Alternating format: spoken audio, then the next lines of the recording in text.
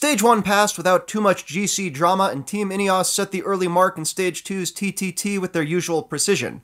Age Desert, let's just say that fanned out, last guy always sprinting style didn't help Romain Bardet. Most GC contenders fared decently, but Jumbo-Visma, starting last thanks to Mike Tunison's yellow jersey and despite some odd rotational juggling, took a fat 20 seconds out of Ineos' time, setting up Steven Kruijswijk as the shadow GC leader. Everyone was queued up and ready for action on an undulating Stage 3, but when de Kooning Quickstep's Julian Alaphilippe took off 16k out, no one seemed all that interested. Early escapee Tim Wellens might have helped, but he had a mechanical, and really any companions would have only dulled Alaphilippe's descent, which could best be described as an unreserved statement of faith in the French healthcare system. The unhitching of Tunison likely dampened the enthusiasm of Jumbo's initial efforts to chase. By 10k, other sprinters' teams were interested, GC contenders 3k later, but the terrain wasn't conducive to leveraging numbers, and despite losing 11 seconds in the final k and a half, Alaphilippe took the stage and with time bonuses, a 20-second GC lead. He held that into Stage 6, where his teammates seemed less than stoked about setting pace. Still, with an even more vicious uphill finish at Planche des Belles Filles, the group seemed cautious. Only Movistar came forward to assist around 50k to go. Despite Alejandro Valverde providing legitimately unselfish teamwork, the four-rider remnant of the day's break hit the foot of the final climb with 4 minutes in hand and the overall lead within reach.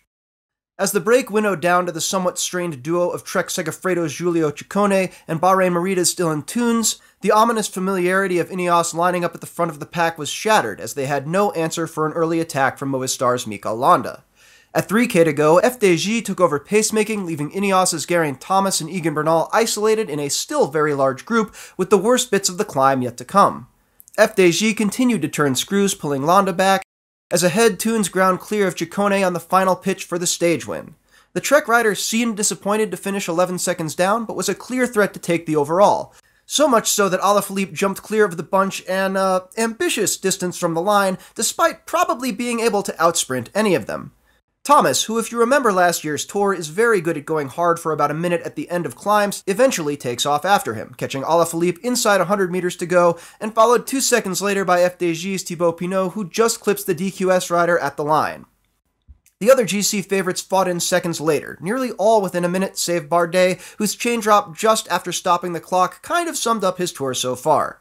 When the dust settled and the bonuses were tallied, Ciccone stood in yellow by a mere 6 seconds. Given the Trek rider's climbing chops, that could have been enough for an extended stay, and Stage 8 sort of promised that outcome early with a supergroup of breakaway specialists providing ample entertainment, but it also just hasn't been that kind of tour.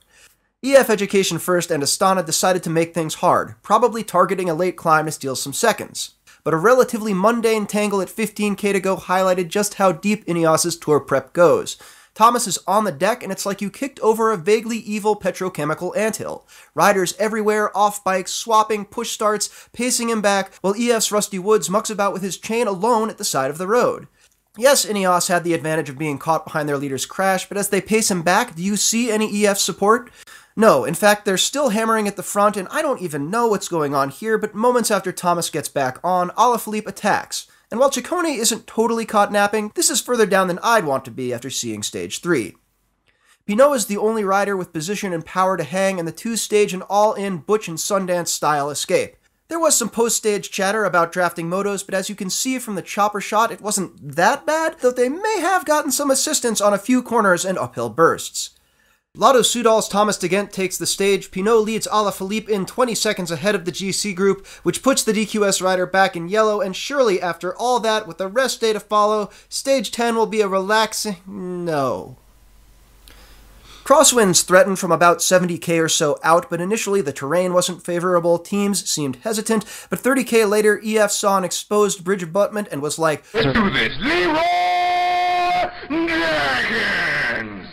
And initially, this is perfect. Ineos is nowhere in sight, Echelon Masters of the Universe DQS are right there, splits are forming, they even get the slow-mo dream sequence, but then vanish.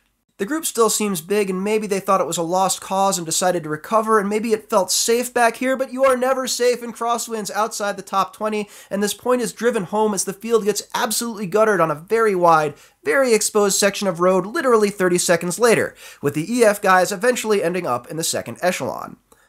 Luckily, they had good GC company. Astana's Jakob Fuglsang, Trek Segafredo's Richie Porte, and Pinot are all also caught out in a good-sized bunch to work with them. But as intimidating as a 29-second gap at 20k to go is, Astana's Alexei Lutsenko really overdoes it here, going clear of the group, coming back, then single-filing it.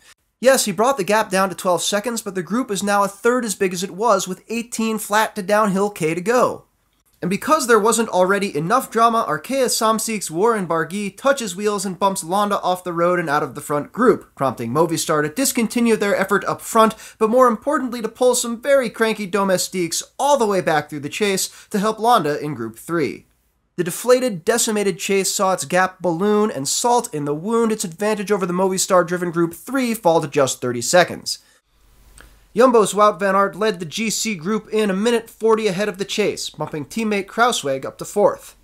But despite a shaky showing on the climbs and a super active first week, it's tough to argue pre-race favorites Ineos aren't the best positioned of anyone heading into the real GC battle. I'm Cosmo Catalano, and that's how the race was won.